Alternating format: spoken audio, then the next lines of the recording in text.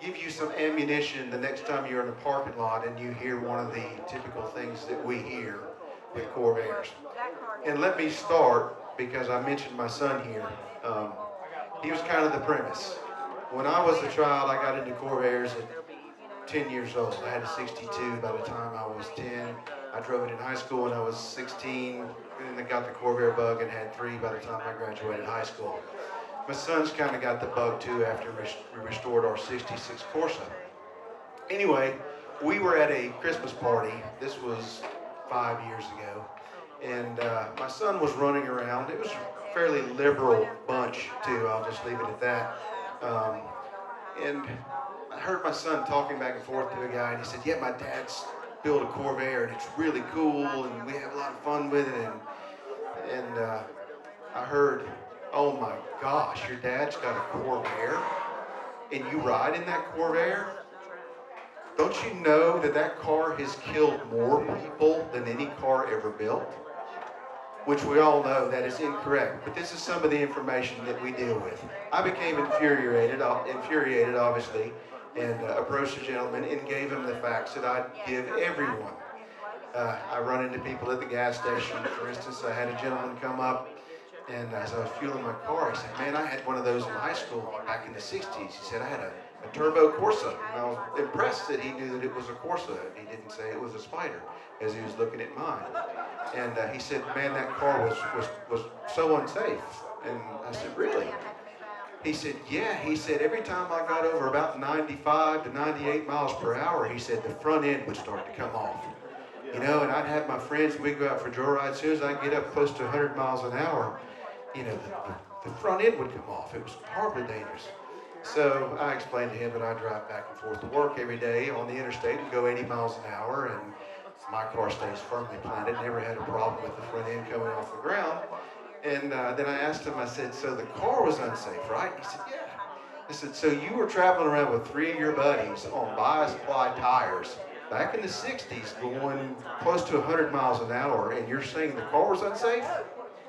Let's think about that for a minute. Was you unsafe or was the car unsafe? And then I looked at his GMC Tahoe, and I said, how often do you go 100 miles an hour down the road in this? Is it pretty safe and stable going 100 miles an hour down the road? And at that point, the conversation was over. But I did proceed to educate him in a lot of the myths that we have about the Corvair. And I know all y'all hear these, and I've made a list of some of them. The first one, obviously, is unsafe at any speed, right? Somebody comes up to a car show and goes, aren't these the cars that are unsafe at any speed? Okay. No. The Corvair is not the car that is unsafe at any speed. How did my books get moved again? I just had them all up here. Okay. Things are moving around up here. This is the famous book, Unsafe at Any Speed. Okay? We all have heard about it. We all know it. Now, I'm going to show you how much of this book is about the Corvair. It's actually more than I thought. I read this several times, but okay, that's the end. See how thick this book is?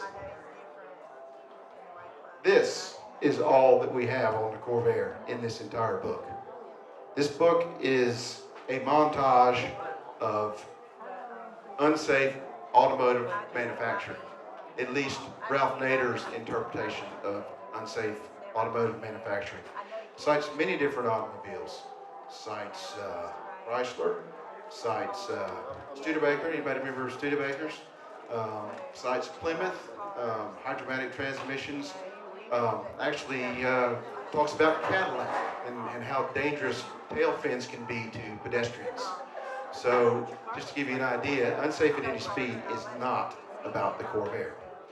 It has a very small piece of it in it. The reason it became so historical and attached to the Corvair is because GM's reaction to Ralph Nader. And we'll get further into that in just a minute. Ralph Nader, I know we all put him down, but as I've done some research on this, I've got to understand him somewhat as well. Opportunist. He was looking to make a name for himself. Prime way, or easiest way to make a name for yourself, obviously, is to go after a large corporation. And that's essentially what they intended to do with Unsafe at Any Speed. Ralph Nader was working um, in Washington. He had graduated from Harvard, and he was the Assistant Secretary of Labor, okay? And he was writing positions on papers for safety legislation, okay? And he was writing small little blurbs in magazines and other stuff like that about automotive safety. And one of them was the New Republic. And the New Republic from James Ridgway was looking to get a publishing deal. And they got a publishing deal with Grossman Publishing. Grossman Publishing idea was to write a book solely focused on automotive safety. And the reason behind that was they felt that like they could have something that was sensational, something that would scare people, it would sell. And that's exactly what it did. But the funny thing is, it didn't sell very well until GM got involved. That book would have probably been under the rug and nobody would know about it and hear very much about it because it was not a bestseller when it first came out. It became a bestseller when GM got in trouble for sending undercover people to follow Nader around, to call him, to try and find out what made him tick. They didn't understand why this gentleman had come after particularly one of their vehicles in this book. So GM behaved really poorly through this whole debacle. And that's the reason I think we have so much attachment to Corvair and Unsafe at Any Speed. Because there was actually a Senate hearing where the president of GM at that time apologized to Ralph Nader for sending, I believe they said it was prostitutes, to his residence because they were questioning his sexual preference. They were finding anything they could find out about him to see what made him tick. Okay? So that's a little bit of history on Nader. He was looking for an opportunity, and he absolutely got it. It got blown out of proportion when GM got involved in defense of their Corvair. So let's come back to some of these. So we've heard the Unsafe at Any Speed. All right? Unsafe at Any Speed was a book written by a young lawyer, Ralph Nader. Okay? That book was about automotive safety. So you can just let that one go the next time you hear that. If you want to know what book that Ralph Nader wrote, he wrote an entire book on a car that is very similar to the Corvair, but not the Corvair. He wrote an entire book, and I have a copy of it somewhere. All my stuff's been moved around. There's a book right here that's almost as thick as Unsafe at Any Speed, and this book is entitled Small on Safety. And it is a book solely dedicated, this entire book is on Volkswagen, on the Volkswagen Beetle. Not many people know that. Volkswagen people don't know that. When they come up, and I'm always amused when somebody with a Volkswagen comes up and goes, man, don't these catch on fire? Or don't they flip over? You know, the usual stuff that we hear. Didn't Ralph Nader kill these? They were horribly unsafe cars. And then I remind them that this book was written, and I wonder if they've ever read it. Now, the funny thing about this book, I'm going to tie some of this together, is I don't know how many of you know, maybe you guys know, there was a report done on Corvair after Unsafe at Any Speed. It was done way after Unsafe at Any Speed was written. Unfortunately, it was after the Corvair was no longer in production. But the National Highway Traffic and Safety Administration did a complete study on the Corvair. Yeah, they spent 2 years at Texas A&M University trying to make the Corvair do the things that Ralph Nader said it did. They were trying to make the car flip over. And I actually have, and you can download this for some of you. I keep this in my car sometimes. You can go to the Corsa website, the National Corsa website, and download this letter from the U.S. Department of Transportation, because after they finished their study on the Corvair, which was 2 years long, and it was not by lawyers. Lawyers didn't conduct this study. It was actually crash and safety experts and physics experts not lawyers, okay? We didn't have trial lawyers out there going out there deciding whether a car was safe or not. And I'm going to read this letter to you guys, okay? This letter is being sent to you by the Department of Transportation National Highway Traffic and Safety Administration. Now keep in mind, they came into play after 1966 at Ralph Nader's urging. Ralph Nader wanted the Corvair tested by the National Highway Traffic Safety Administration, okay? The results of our comprehensive investigation on the handling and stability characteristics of the 1960 through 63 model year Corvairs, we believe that you have the right and a need to know the results of our effort because of the controversy concerning this vehicle and the extensive publicity associated with it.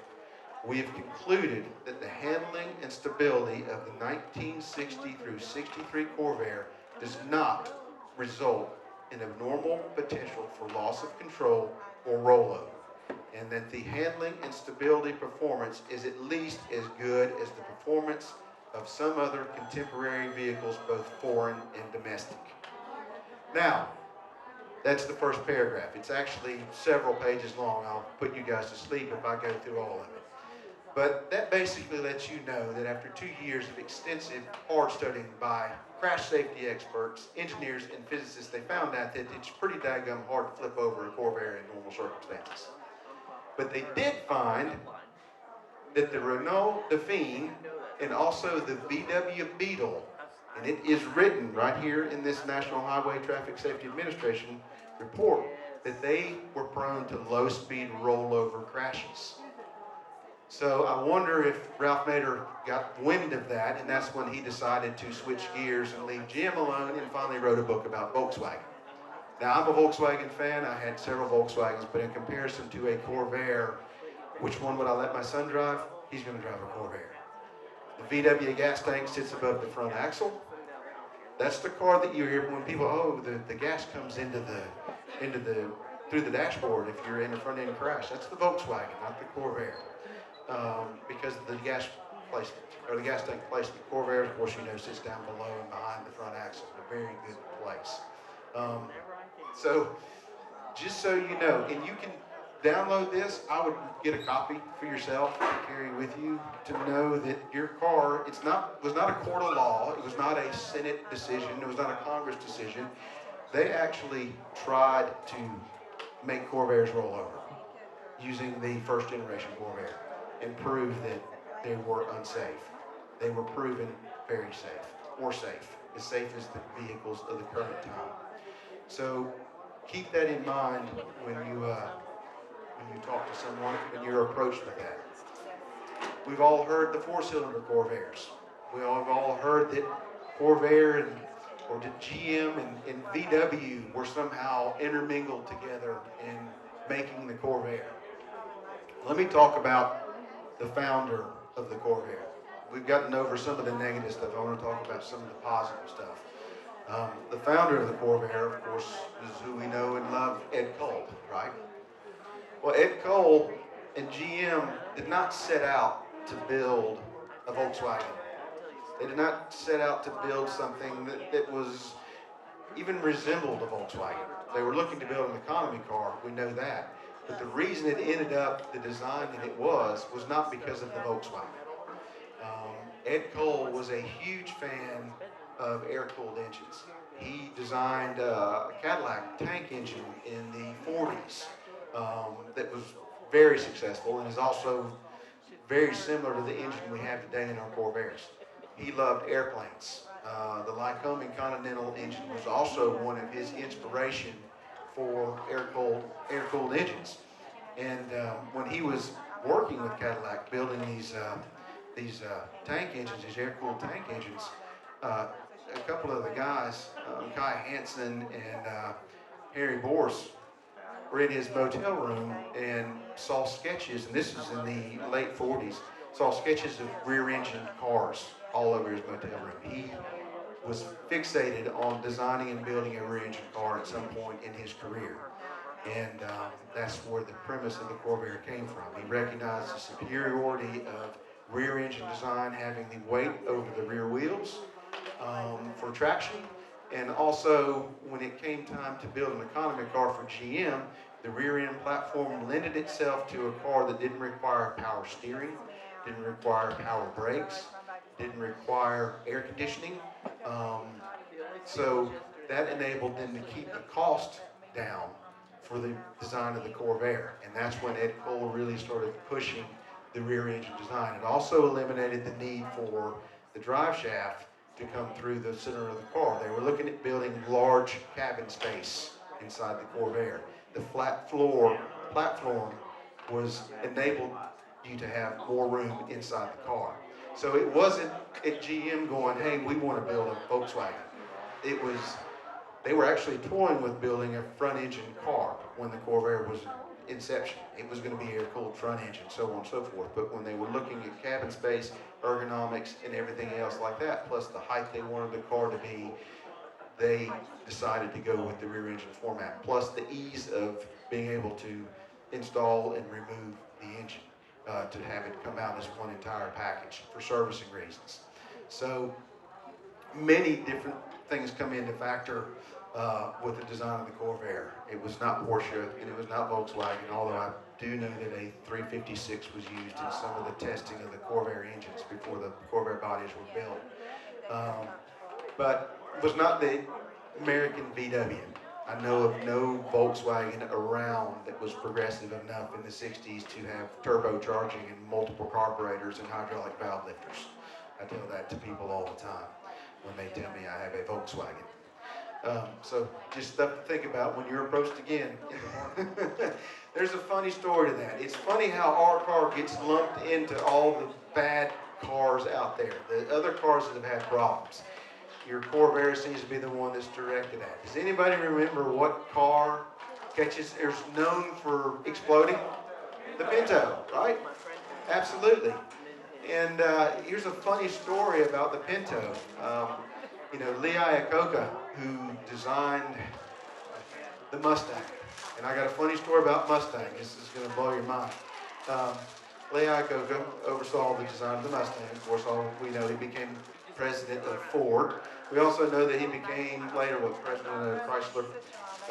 Lee Iacocca said some really horrible things about the Corvair. He said it was a terrible, horrible design car, very unsafe.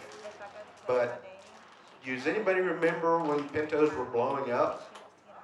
Does anybody remember when Pintos were blowing up and Ford was refusing to fix the problem because Ford actually did a study on whether it would be more, and they got caught with it, whether it would be more cost effective to fix the car or deal with lawsuits due to death or hospitalization from burning up in a Pinto.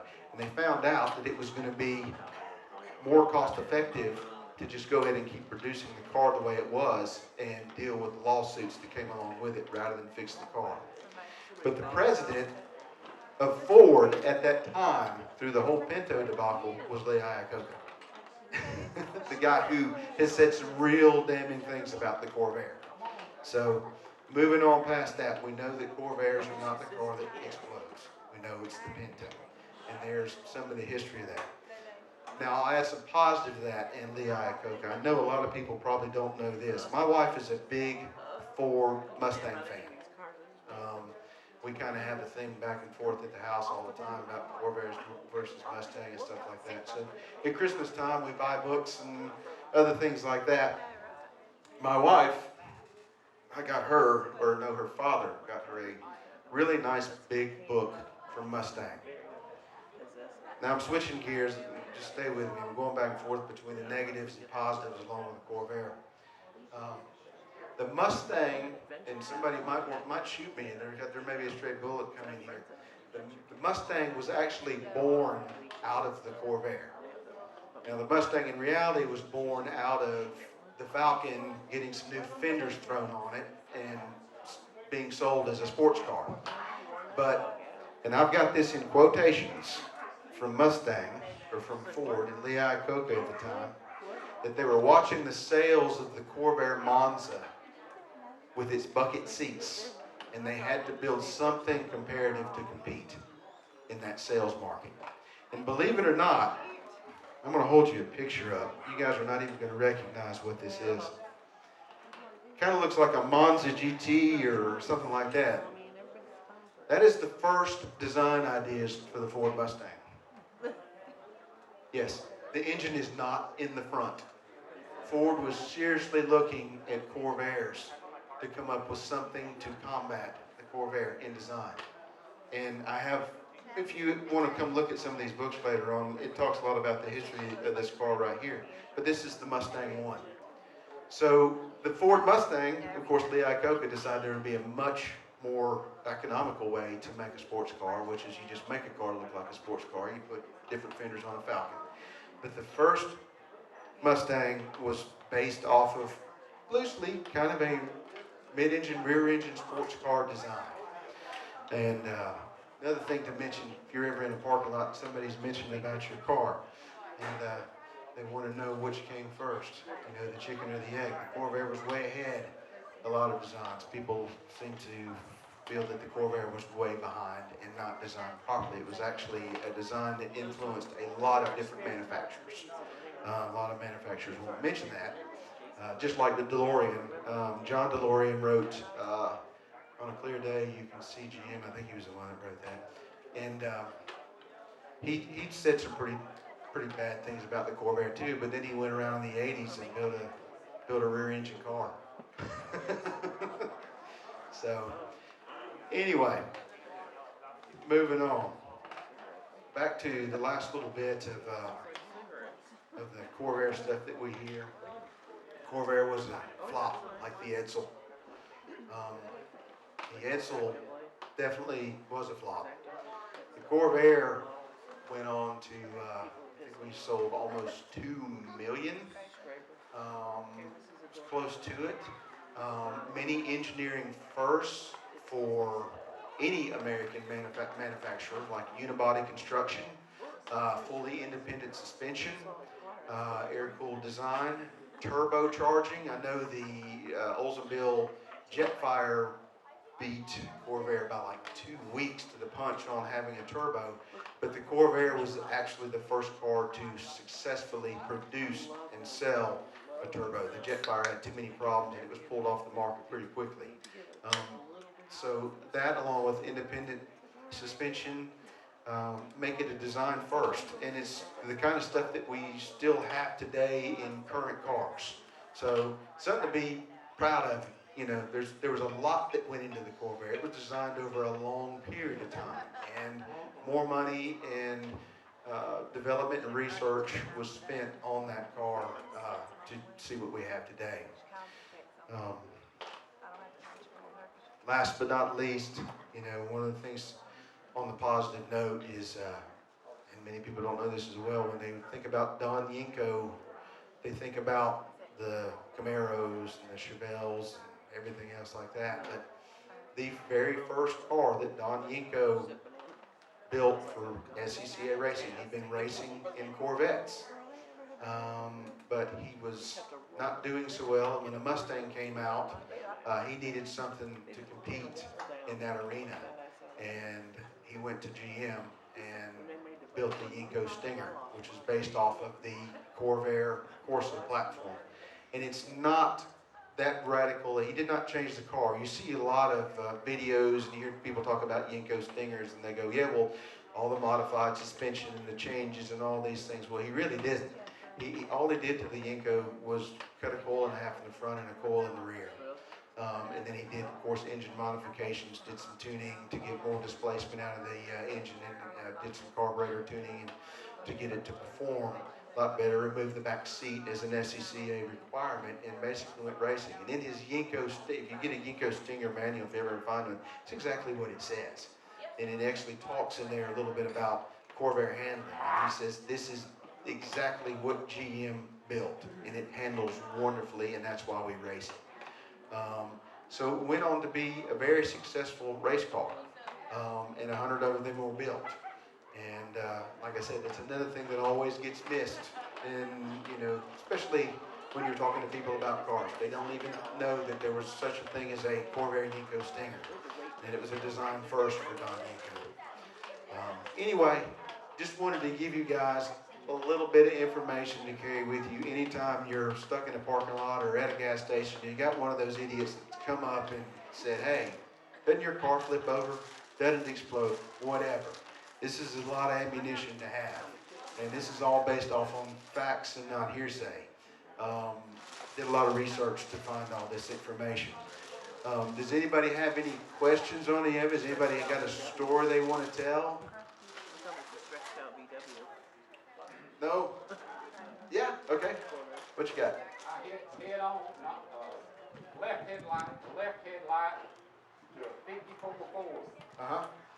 And my front bumper was smashed back to the gas tank. Uh-huh. I come out unscathed. That's awesome. Not hurt. Steering wheel looked like that, though. Yeah? Good deal. Well, anyway, wanted all you guys to know that so you can drive and enjoy your cars and, you know, not worry about, you're not going to flip over, your front end's not going to lift off the ground, and just give you some information to share with other people when those questions come about, okay? You got one?